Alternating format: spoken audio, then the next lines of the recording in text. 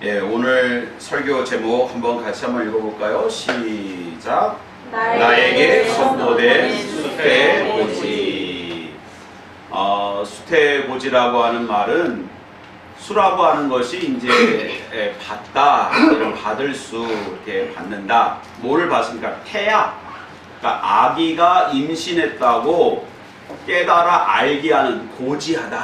수태고지란 바로 그러한 뜻입니다. 하나님께서 불임이라고 하는 주제를 통하여 고통받는 가정에 자녀를 주시겠다, 이렇게 천사들을 통하여 선포하는 그러한 메시지가 바로 수태고지입니다. 우리가 수태고지라고 하면 가브리엘 천사가 요셉과 마리아에게 성령으로 아기 예수를 잉태했다라고 그렇게 고지한 그 수태고지를 떠올릴 것입니다. 그러나 성경을 읽어보면 요셉과 마리아 외에도 하나님께서 심지어 가브리엘 천사를 보내서 주의 사자들 보내서 불임이라고 하는 고통 가운데 있는 가정에 자녀를 약속하신 경우가 있는데, 대표적인 것이 오늘 본문의 말씀입니다. 바로 사가랴와 엘리사벳에게 너희에게 자녀가 있을 것이다, 이렇게 선포해 주신 것입니다. 구약 성경을 보면 대표적인 그러한 사례가 바로 아브라함과 사라라고 볼 수 있을 것입니다. 하나님께서 아브라함을 갈대아 우르에서 부르셨습니다. 그리고 약속의 땅으로 인도하셨고 두 가지를 약속하셨는데, 하나는 땅의 복을 약속하셨어요. 내가 너에게 땅을 주겠다. 그리고 또 한 가지가 뭐냐면, 땅만 주면 무슨 소용이 있습니까? 자손의 복을 주겠다. 해변의 모래를 봐라, 무뼈를, 하늘의 무뼈를 봐라, 셀 수 있느냐? 셀 수 없습니다. 이와 같이 너에게 자손의 복을 주겠다. 그런데 1년을 기다리고 10년, 20년을 기다려도 자신의 후사를, 믿음의 후사를 물을 수 있는 자녀를 하나님께서 허락하시지 않았고, 아브라함이 99세가 되던 해에, 그럼 99세면은 할아버지 아닙니까? 마므레의 상수리 나무에서 하나님의 사자가 아브라함에게, 99세 된 아브라함에게 내가, 하나님께서 너에게 내년 이맘때에 아들을 주시겠다. 아브라함 믿을 수 없죠. 아내는 이미 경수가 끊어졌습니다. 이제 여자로서 이제 모든 것이 끝났습니다. 그리고 웃었죠. 아브라함도 웃고 사라도 어처구니가 없어서 웃었을 것입니다. 그래서 그 다음에 낳은 아들의 이름이 이삭인데, 이삭의 이름의 뜻이 뭡니까? 바로 웃음입니다. 하나님 웃었다. 그래서 이삭을 주신 거죠. 이렇게 하나님께서 불임 가운데 있었던 아브라함과 사라에게 아들을 주시겠다, 수태고지 한 것입니다. 우리가 가만히 가정을 묵상하면, 남편이 부모를 떠나 아내와 합하여 가정을 이루라고 하나님 말씀하셨는데, 가정의 완성은 부부가 결혼한 것으로 끝나는 것이 아니라 자녀를 낳아 양육하고 믿음으로 길러서 계속해서 믿음의 가문을 이루는 것까지 가정에 대한 사명이 있는 줄 믿으시기 바랍니다. 자녀의 축복이 있는 거예요. 그 자녀를 하나님 앞에 구하고 기도하고 또 불임 가운데서 고통당하는 그러한 사람들이 얼마나 많이 있는지 몰라요. 하나님은 계속해서 생육하고 번성하여 땅에 충만하라, 믿음의 가정을 이루고 자녀를 믿음으로 말씀으로 양육하라고 우리에게 사명을 주신 것입니다. 오늘 본문으로 우리가 들어가면 바로 하나님께서 수태고지를, 그러한 메시지를 준 사가랴와 엘리사벳을 만나게 됩니다. 사가랴의 직업은 무엇이었습니까? 제사장이었습니다.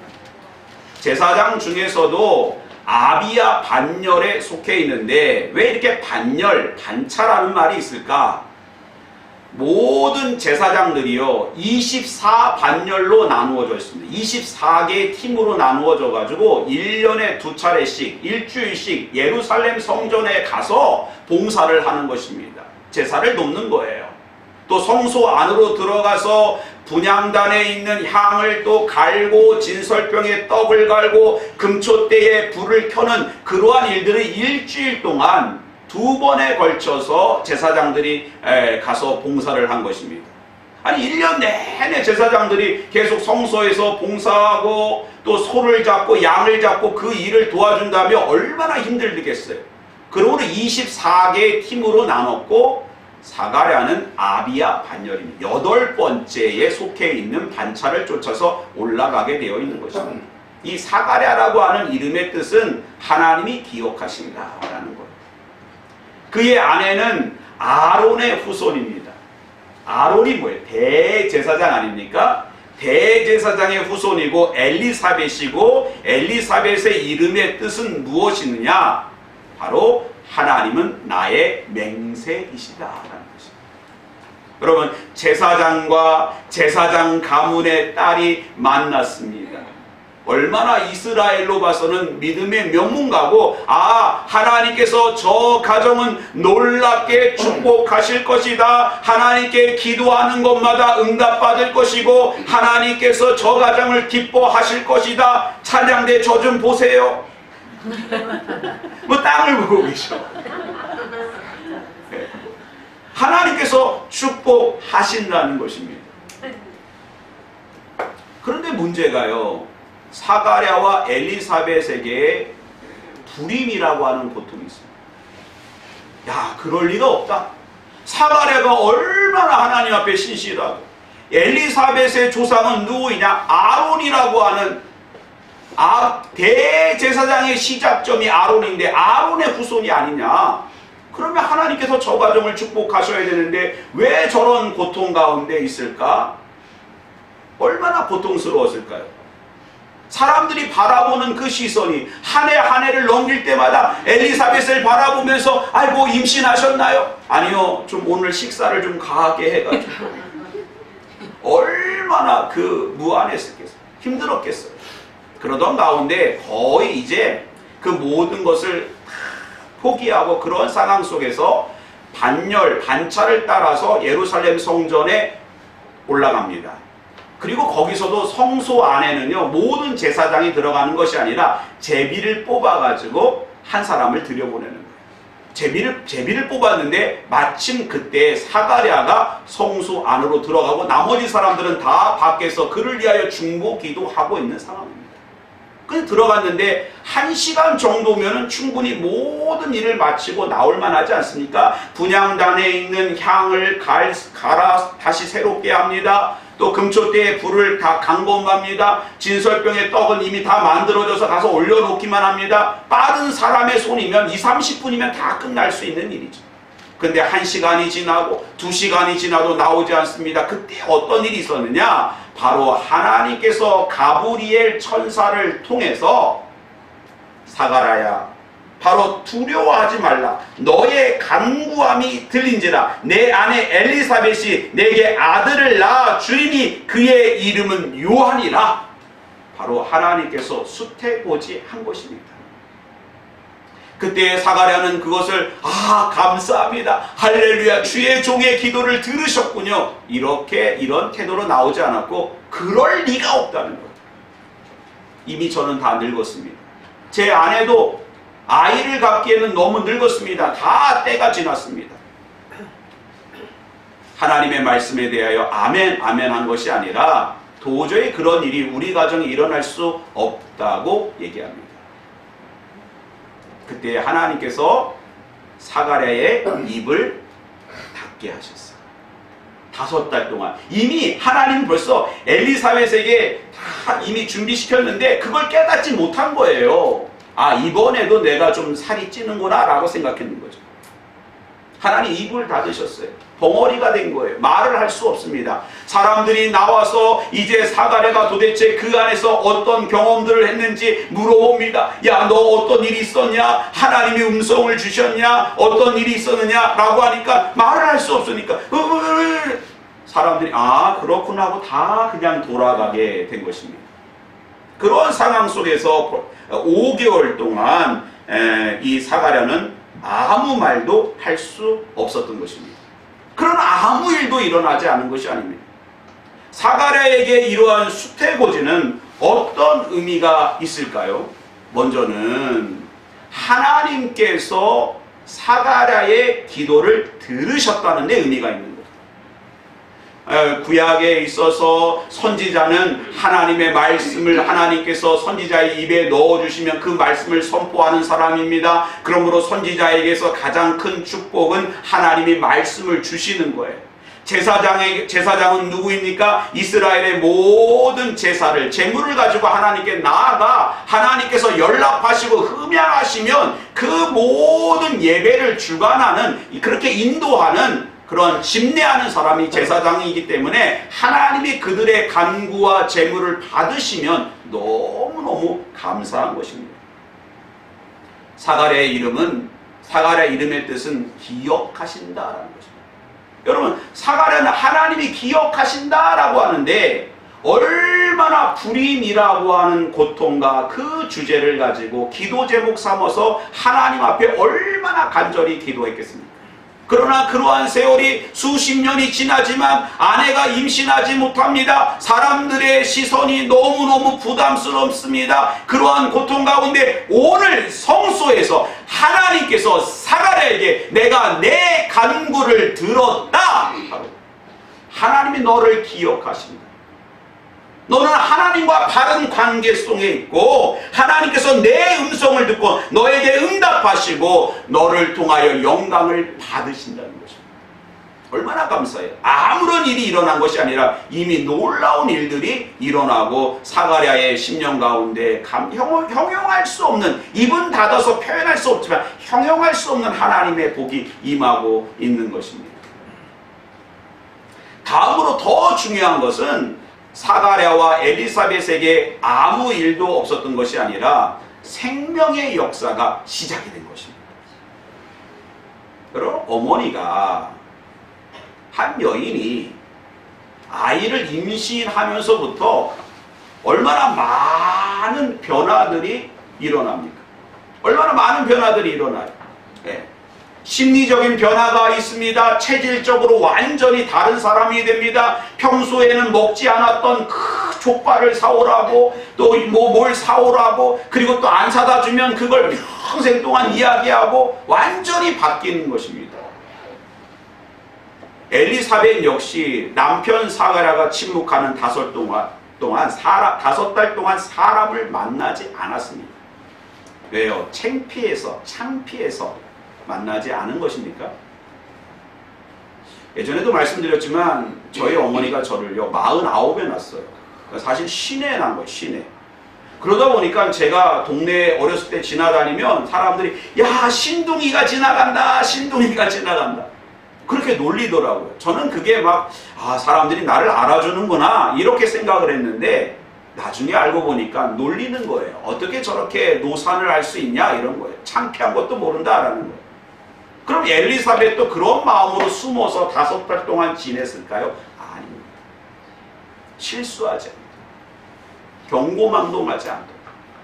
하나님께서 이러한 불임이라고 하는 고통 가운데서 우리 가정을 건져주시고 하나님의 놀라운 축복이 우리에게 어떤 의미가 있는지 그걸 붙잡고 기도하고 묵상하고 확신하며 감사하며 나아갔던 것입니다.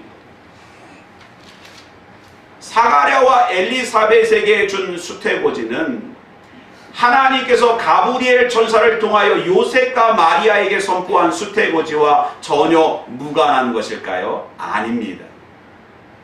하나님께서 사가랴와 엘리사벳에게 주신 아들 요한은 아기 예수님 주의 길을 예비하는 말라기서에서 있는 엘리야의 그 사명을 감당하는, 주의 길을 곱게 하는 구원의 역사 가운데 아주 중요한 역할을 감당하고 있다는 것입니다. 그렇습니다. 전혀 무관한 일이 아니라 사가랴와 엘리사벳은 요한을 통하여 예수 그리스도를 바라봤고 하나님의 구원의 역사를 바라봤고 그 가운데 주시는 하나님의 은혜를 묵상하고 또 묵상하는 것입니다. 오늘 설교 말씀을 다시 한번 보세요. 나에게 선포된 수태고지, 사가랴와 엘리사벳에게 선포된 수태고지와 또한 요셉과 마리아에게 선포된 수태고지는 우리의 삶과 전혀 무관한 것이 아니라, 저는 대림절 첫 번째 주일 설교를 준비하면서 사가랴와 엘리사벳에게 선포한 수태고지는 영적으로 하나님께서 가브리엘 천사 주 성령을 통하여 오늘 우리에게 선포한 하나님의 메시지임을 믿으시기 바랍니다. 영적으로 우리가 예수 그리스도를 품고 묵상하며 잉태하며 나아가는 것입니다. 구원자 되시는 예수 그리스도를 우리 마음에 우리가 잉태할 때, 또 사가랴와 엘리사벳에게 그러한 수태고지가 선포되었을 때 하나님은 어떠한 은혜들을 주셨을까요? 67절 말씀 같이 한번 읽어보겠습니다. 시작. 그 붙인 사가랴가 성령의 충만함을 받아 예언하여 이르되. 여러분, 우리가 이 누가복음 1장 67절 신약 성경에 기록되어져 있습니다. 그러나 사실상 사가랴는 신약 시대의 인물이 아니라 구약 시대의 인물입니다. 신약과 구약을 나누는 기준은 바로 예수님의 오심입니다. 예수님 오시기 전의 인물이에요. 그러므로 구약 시대의 성령 충만함을 입는다고 하는 것은 쉬운 일이 아니에요. 오늘날 우리는 예수 그리스도를 나의 주, 나의 하나님으로 영접하고 고백하고 나아갈 때 성령은 이미 우리 안에 내주하신 줄 믿으시기 바랍니다. 그리고 우리를 인도해 가세요. 그리고 계속해서 하나님의 말씀을 성령의 인도하신 가운데 우리가 주님과 동행하는 가운데 성령으로 충만해져. 또 하나님 사명 주시면 그 사명을 은사로 감당하게 되는 것입니다. 그렇게 사명을 감당하다 보면 우리가 형용할 수 없는 성령의 열매들이 자연스럽게 우리의 삶 가운데 언어와 시선과 손과 발과 마음과 삶 가운데 주렁주렁 맺혀지게 되는 것입니다. 그러나 구약에서는 특별한 사건과 특별한 그러한 인물 가운데 성령이 충만하여 하나님의 역사를 이루는 거예요. 그런데 사가랴가 이 수태고지 하나님의 말씀을 묵상하는 그 기간 동안 성령으로 충만해졌죠. 사랑하는 성도 여러분, 대림절 이 땅에 다시 오시는 예수 그리스도를 기대하고 기다리는 가운데 성령의 충만함을 누리는 저와 여러분 되시기를 주님의 이름으로 축원드립니다. 사가랴가 5달 동안 바로 한마디도 하지 않고 성령의 충만함을 입었습니다. 드디어 10달이 채워지고 요한이 태어납니다. 사람들은 그 아이의 이름을 아버지의 이름을 따서 사가랴 주니어라고 그렇게 지으려고 했습니다. 그럴 때 이제 그러한 어간에 사가랴가 입이 열려가지고 어떤 말을 했습니까? 아닙니다. 요한입니다. 여보 빨리 동치미 좀 갖고 오세요. 이런 말을 했을까요? 아닙니다. 하나님을 찬송합니다. 하나님을 찬송합니다. 그 전에 이미 요한이라고 그 아내가 또 사가랴가 충분히 고지를 했을 것입니다.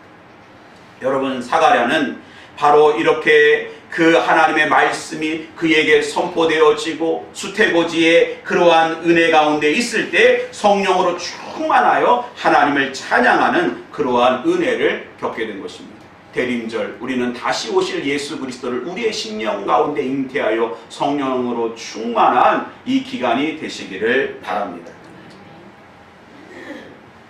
기타에는 전혀 이렇게 관심이 없었던 그 아이가 어느 날 기타를 배우고 싶다 이런 생각을 해서 돈을 모으기 시작했습니다. 돈을 부지런히 모아서 악기점에 가서 낡은 기타를 하나 샀습니다. 그리고 그것을 혼자 책을 하나 구해가지고 그 교본을 보고 열심히 연습을 하는데 누구에게 배우지도 않고 또 학원에 가서 돈을 주고 또 이렇게 수강을 하지도 않았기 때문에 실력이 좀처럼 늘지를 않습니다. 그냥 띵까. 우리 집 그 막내 아이도 우쿨렐레를 어디서 구해 가져와서 오늘 요즘 혼자 띵까 하는데 무슨 노래라고 하는데 비슷한 것 같지만 잘 아닌 것 같아요. 그런 것처럼 아이는 띵까 한 것 같아요. 그러니까 안 되니까 속상해하는 그 모습을 보고 어머니가 야, 너는 지금은 이렇지만 위대한 연주자가 될 것이다. 너 정말 기타를 잘 연주할 수 있으니 낙심하지 말고 그렇게 해라. 어머니가 용기를 주었어요. 그 비전을 어머니의 그 한마디를 마음에 품었습니다. 그리고 그때부터 열심히 기타를 치고 자신과 비슷한 관심 있는 청년들을 모아서 밴드를 만들었는데 그 밴드 이름이 바로 비틀즈입니다. 조지 해리스의 이야기. 여러분 이렇게 세상에도 그냥 어머니가 해준 그 한마디를 품고 있었더니 그것이 나중에 잉태하여 놀라운 작품이 되는 것처럼 대인절 우리는 도대체 우리의 심령에 무엇을 잉태하기를 원하십니까? 이 땅에 오신 예수 그리스도를 잉태하여 하나님 영광을 바라보는 대인절 기간 되시기를 바랍니다. 두 번째로요, 69절 말씀입니다. 같이 한번 읽어보겠습니다. 시작. 우리를 위하여 구원의 뿔을 그 종 다윗의 집에 일으키셨으니. 사실 이 말씀은 시편 132편 17절을 인용한 말씀입니다. 내가 거기서 다윗에게 뿔이 나게 할 것이라. 내가 내 기름 부음을 받은 자를 위하여 등을 준비하였도다. 구약에 있는 말씀을 인용하신 것입니다. 여러분, 우리가 뿔이라고 하는 그 의미를 잘 모를 수 있어요. 이제 이 뿔이라고 하는 것을 너무나 잘 이해하는 사람들이 있는데 그 사람들은 바로 누구냐? 다윗처럼 목자들, 목축을 하는 사람들은 뿔에 대한 개념을 잘 이해하고 있습니다.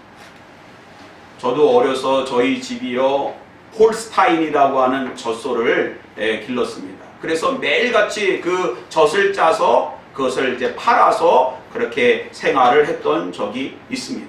그러다 보니 이 젖소, 가축이라고 하는 것을 잘 이해하고 있는데, 이제 이 젖소가 그 새끼를 베가지고 이제 그 새끼가 태어나면 숫소이면 좀 이렇게 먹여서 어느 정도 자라면요, 육으로 다 팝니다. 그리고 암송아지이면 그거를 이제 잘 길러가지고 또 젖을 짜서 그렇게 우유를 팔 수 있도록 하는 것입니다. 그런데 숫소는 당연히 뿔이 납니다. 암소는 뿔이 날까요? 안 날까요? 여러분, 나겠습니까? 안 나겠습니까? 네? 당연히 납니다. 암소도 뿔이 납니다. 근데 암소를 보면 뿔이 잘 보이지 않는데 왜 그러냐? 저는 어려서 그걸 보고 자라서 알아요. 그 뿔을 다 지지는 거예요.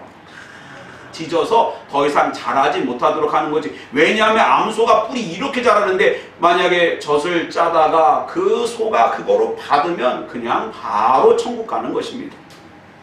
실제로 그렇게 뿔을 지졌음에도 불구하고 이 암소가 받아서 시골에서 목장에서 돌아가신 분들이 한두 분이 아니에요. 시골에서 그런 일들이 있습니다. 물론 당장은 돌아가시지 않지만 시름시름 앓다가 돌아가시면 왜 그랬냐 살펴보면 얼마 전에 그 소에게 먹이를 주다가 어르신이 다쳐가지고 돌아가신 일들도 있는 거예요. 이 뿔이라고 하는 것이 얼마나 대단한지, 얼마나 힘이 있는지 모릅니다. 여기서 이 뿔은 하나님의 구원의 힘과 능력을 말하는 것입니다. 이러한 구원의 힘이 뿔이 그냥 올라와서 뚫고 그 뿔을 막을 수가 없는 것처럼 대림절 예수 그리스도를 통하여 우리에게 주신 구원의 확신은 그 누구도 막을 수가 없다는 것입니다. 이 대림절 기간 예수 그리스도를 통하여 우리에게 주시는 구원의 찬빛과 소망을 분명하게 붙잡고 승리하는 저와 여러분 되시기를 주님의 이름으로 축원드립니다. 다윗이 왕위의 제2기간이 40년인데 그 기간 동안 또 다윗의 인생 동안 언제가 가장 힘들었을까요? 사울왕이 그를 죽이려고 했던 그 시절도 참 힘들었을 것입니다. 또 왕으로서 예루살렘에 한 번에 올라가지 못하고 헤브론에서 7년 6개월 보내는 그 유다 지파의 왕으로 그렇게 있으면서 이스라엘 10지파와 대척점을 이루고 그렇게 끊임없는 전쟁을 치르는 그 시기가 힘들었을 것입니다. 그러나 가장 힘든 시기는 가장 사랑하던 압살롬 자신의 아들이 자신을 죽이고 반역을 하려고 했던 그 시절이 감당할 수 없었을 것입니다. 그래서 시편 3편에서 그는 이러한 고백을 하고 있습니다.